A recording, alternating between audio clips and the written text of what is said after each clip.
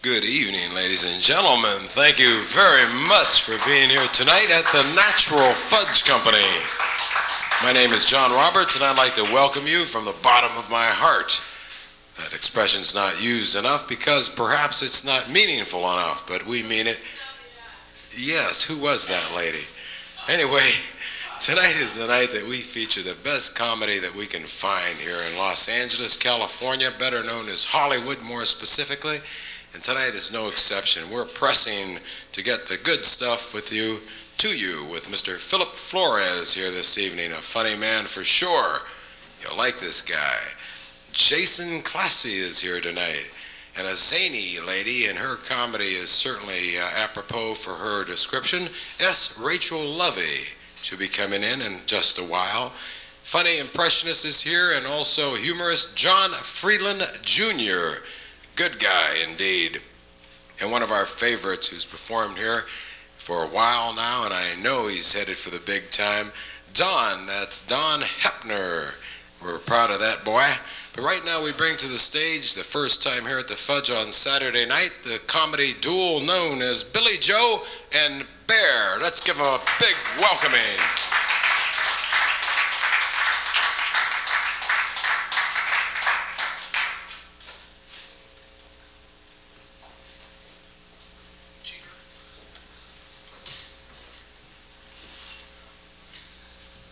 Hello tonight. How's everybody doing?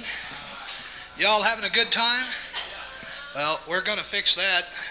There's going to be some good comedy here tonight. It isn't going to be us, but we're going to start things off, and then you can throw things at us and do whatever you want, and then they'll bring on the good stuff later. Before we get started, I am Billy Joe. He is Bear. Some people get that wrong. We're going to start off with a little skit. We're going to take you back to our home state, Missouri, and introduce you to some people we know back there. Howdy, folks. I'm Bart. He's Smitty. Oh, you big dummy, you got that wrong. I'm Smitty and you're Bart. Oh, yeah. And we came all the way out here from Corn Cob Bend, Missouri for this here screen test. Yeah, that's right. We're actors, you see. We're going to be moving stars. That's right. And we always wanted to come to California ever since Uncle Mort told us about the rush y'all had back in '49. Gold, I believe it was. That's right, and we got out here and we found out that you natives are into a different sort of rush.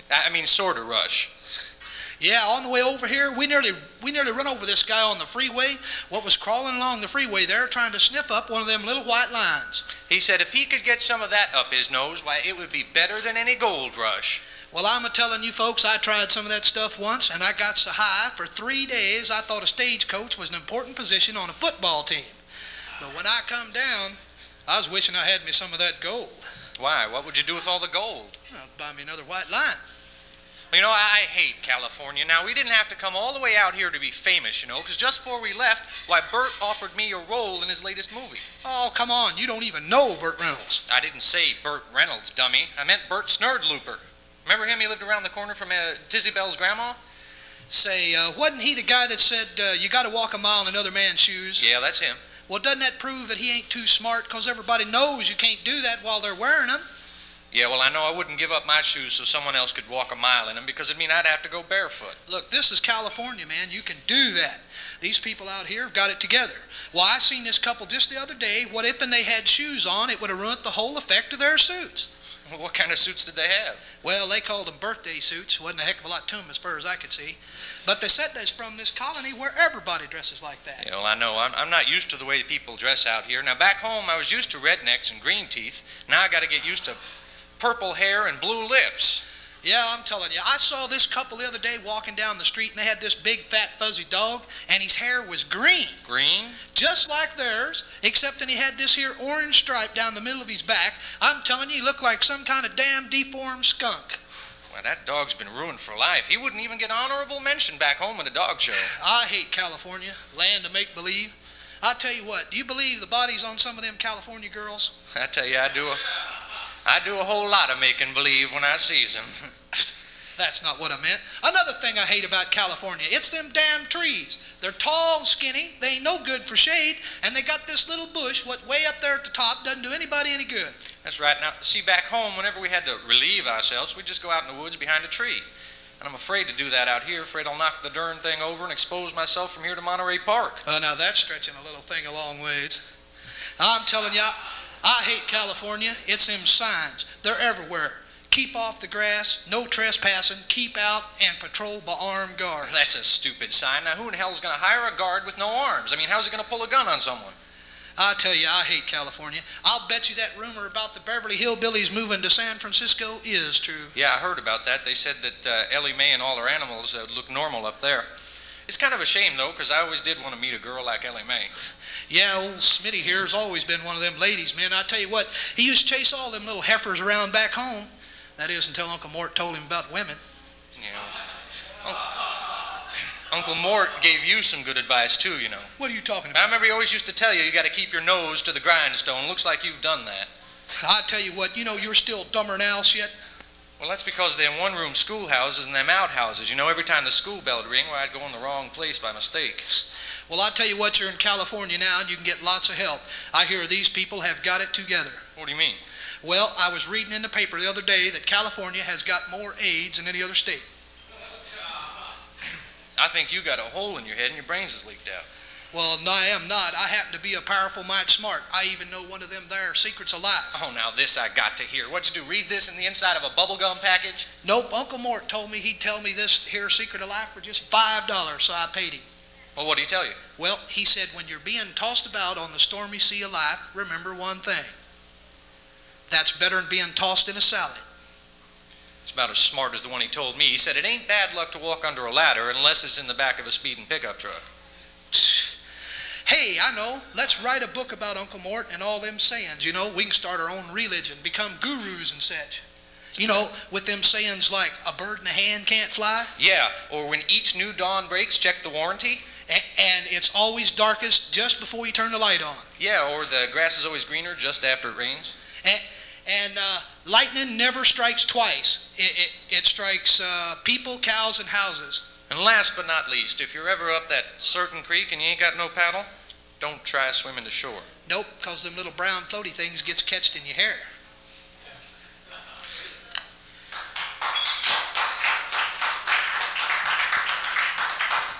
Okay, you can stop faking it now. Wake the person up next to you. We've got a little skit here that's got something for everybody. It's got a little pain and agony, even death, and yes, stupidity. So we're going to try one now we call The Funeral.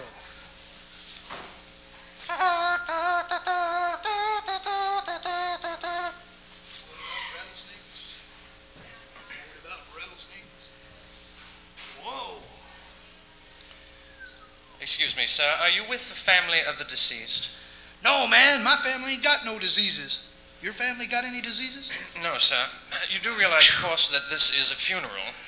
A funeral? Yes, for the late John D. Zeem, sir. Oh, I remember him. He was my dentist. I don't think so, sir. He was a butcher. That's him, all right. Hey, man, I just came in here to use the bathroom. I got to go, man. Where is it? I got to go, I'm sorry, sir, but the bathrooms are not working. Yeah, I know. Good help is hard to find. Now, where's the restroom? We got to go. You misunderstood. See, the bathrooms are not in service. Hey, I ain't in service anymore either, man. I've been out for years. And if I'd have wanted to go to the military base, well, it ain't going to stand at attention anyway. Neither am I. I got to go. Now, where is this bathroom? Look, you don't understand. See, the bathroom is not available. Look, I may be as handsome as a Channel 3 news anchor man, but I ain't here for an interview. I got to use the restroom. Now, can you just point it out and let me go? I got to go. Sir, the bathrooms are not accessible. Look, I've been in unacceptable places before. It don't matter to me. I'll just close my eyes. Now, I got to go. Look, sir, the bathrooms are closed. Look, what time they open, man? They got banker's hours or what? It better be darn quick now. We're talking emergency here. I got to go. Perhaps if I explained it this way, sir, the plumber has been in there and he's taken out the pipes and the joints. Well, I ain't much on pipes, but a joint now and then never hurt nobody. Now, just where is it? I got to go. Look, sir, the bathroom is being refitted. Oh, gained a little weight over Thanksgiving, eh? No, sir. No, sir. It's being renovated. Rented, eh? Well, put me down for a couple of months. What do you need? First and last? Maybe a deposit? Not rented, sir. Renovated. Renovated. Oh, I know. You're turning them into condos. Condos? Yeah, condo minimums.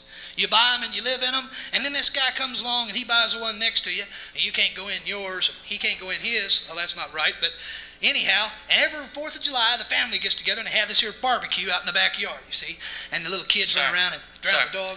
No, it's nothing like that. You see, we had some trouble yesterday. I know, you're going to have some trouble today. This shoe's full of water. We're talking Puddle City. Now, I got to go, man. Where is it? Sir, I don't know how to tell you this. Look, the bathroom is out of order. Look, I didn't order one, man. If I'd have ordered one, I'd have stayed home and waited for him to deliver. Now, I just got to use yours. Just let me in there. I'll go, and that'll be it. Look, I don't know how to tell you this. The bathrooms are not available. They're not in service. They're not anything. They're closed. They're out of order. Look, if you're so determined on taking my order, man, make it bacon and eggs. No, make it steak and eggs. I'm not cheap. Just throw it on the table. I'll be back in a minute. I got to go. Sir, this is a funeral parlor. Well, that's a pretty stupid place to be selling breakfast. That's just it, sir. We don't serve breakfast here. Oh, I see. Holding out for the big dollar. Well, I don't guess I can blame you. Bring me a dinner steak, put it on that table right over there, make it medium rare. I got to go. I'll be out in a minute. Sir, we are not serving breakfast. We are not serving dinner. We're a funeral parlor. We take care of dead people. You're not dead, so I can't help you. Well, I guess I'll just go somewhere else, man. You probably stuffed paper in the bowl anyway. I got to get out of here. Something like that, sir. Actually, it was a 10-year-old boy. You stuffed a 10-year-old boy in the toilet? No, sir, the paper. You stuffed the paper in the 10-year-old boy? No, sir, in the toilet. You stuffed the toilet in the boy? No. Well, I'm getting out of here, man, you pervert. You probably beat his head against the wall first. Man, I got to go. You're weird. No wonder you stay in business. I'm getting out of here. Okay. Thank you. Next, we'd like to send this out to anybody who's hired help to come in and do some work at your house.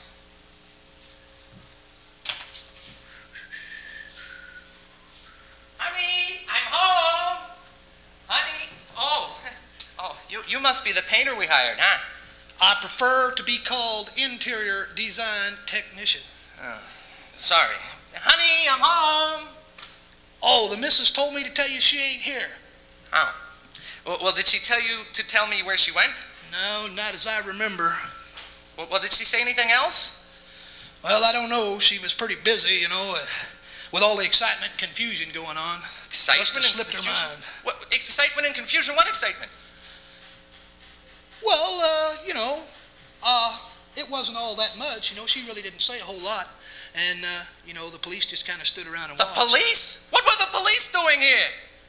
Well, they didn't really do anything much till the fire department showed up. Fire department? You mean with the red trucks fire department? Yeah, have you seen them? Well, I've seen them around the before. Lights and sirens, they run up and down the street and the lights are flashing and everything. People get all excited. I just love it, don't Look, you? why don't you just tell me what happened? Has someone been hurt or something? No. Well, what happened? Well, Was my wife hurt? Well, she was swooning a little when they left, but nothing serious, I don't think. Well, what happened? Was someone shot? Sir, you must calm down. Get a hold of yourself. Imagine a grown man like you acting like that. I should be ashamed. You're gonna be dead if you don't tell me what happened here. Look, it wasn't all that exciting, It was like the newspaper reporter said. Newspaper reporter? What do you mean, newspaper reporter? And the police and everybody else? What are you talking about? You forgot the fire department. The fire department? Oh, and don't forget the veterinarian. The veterinarian? Oh, the veterinarian? You didn't tell me the vet was here. Well, that makes sense now. My wife's very excitable, not like me. I'm calm, cool, and collected. But what happened was we had this sick dog, you see, and it probably died, and she got upset and called the police and everybody. I bet she's gonna feel real dumb when she gets back. Nope, probably real tired. They all went over to the motel. What?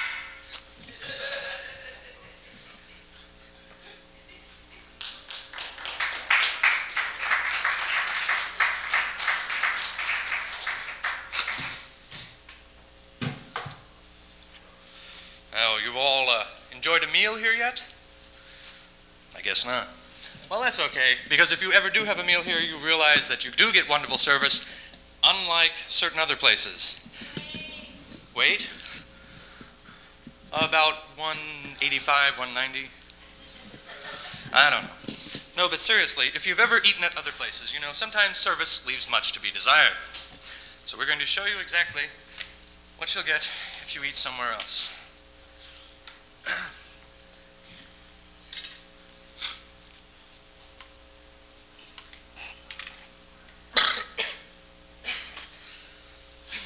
Waiter! Oh, waiter! Yes, sir. May I assist you? My hearing is terrible. I said, may I assist you, sir?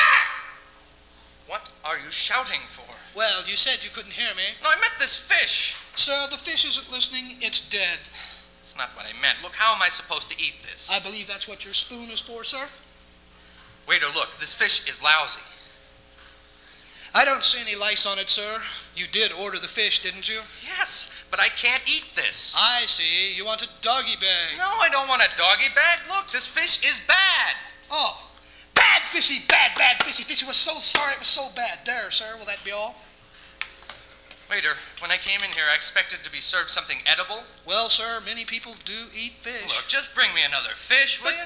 you've hardly touched this one, sir. It's because I don't like it. I see. You don't like herring. No, I love herring. It's this particular fish that I don't like. Well, sir, that does look like any other fish to me, sir. Waiter, it's not its looks I'm concerned with. It's its taste. It has a bad taste.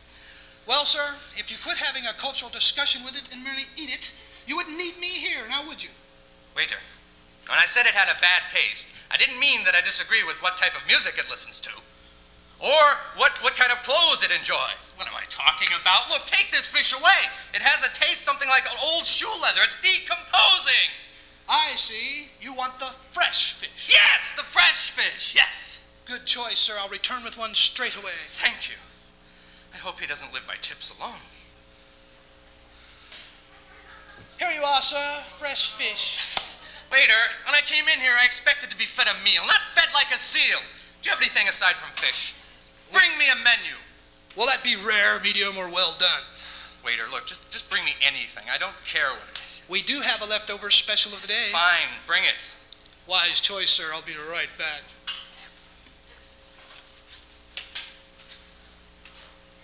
Here you are, sir. Our 3-day-old special, veal cordon fuzzy. Looks perfectly harmless to me.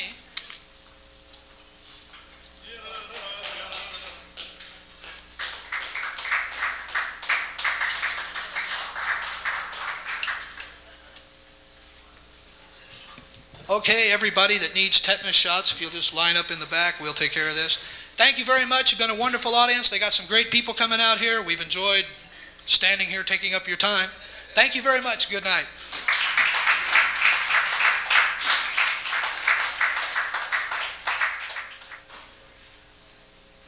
Well, I'm glad they enjoy their work. Billy Joe and Bear doing it. I understand they're from out of this state. Is that right, Billy J? Where are you from? Oh, that's right. They did say that right off. They did explain themselves. Okay, remember, we're rolling now. They got us kicked off here, and it is the Christmas weekend. I hope you have your holiday shopping all intact. But if you don't stop shopping. Keep working at it. Remember, the loved ones you have, they appreciate the gifts. They love receiving. Yeah, okay.